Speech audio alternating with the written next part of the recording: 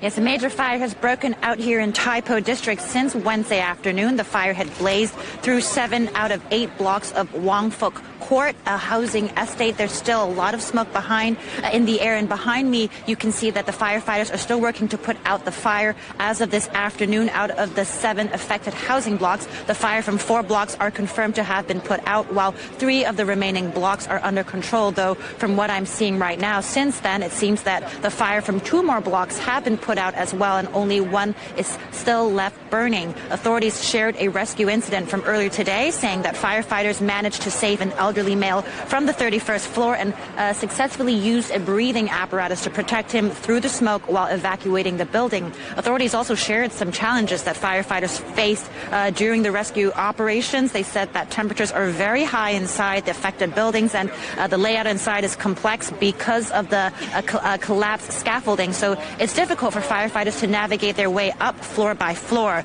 Various government departments are making efforts on multiple fronts. The top priority is extinguishing the fire and rescuing trapped residents. Now, this housing estate in Tai Po has about 2,000 flats and is home to about 4,000 residents. So the impact of this fire on this community and estate is expected to be significant. We know that 3 people have been arrested. Who are they? Have they been charged?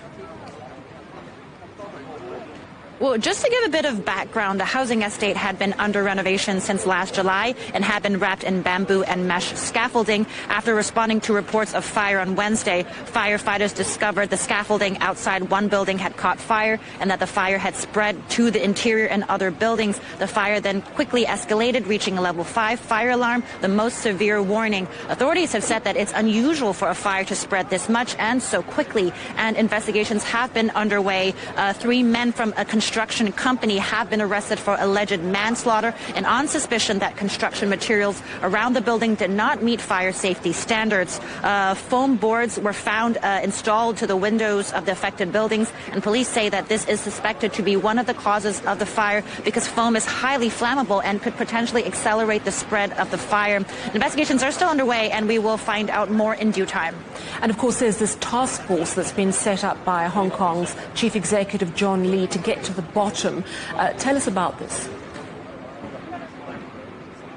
Yes, Chief Executive John Lee has said that the government will set up 3 working groups to follow up on this situation. The first group is led by Chief Secretary Eric Chan.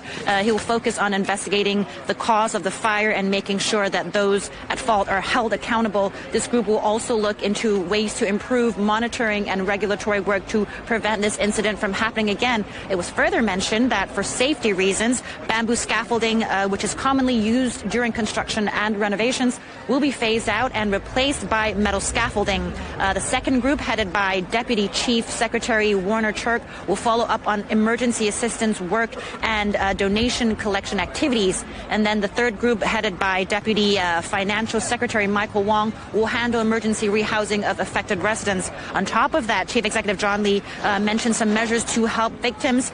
This includes 1,800 temporary housing units that will be made available for those who've lost their homes.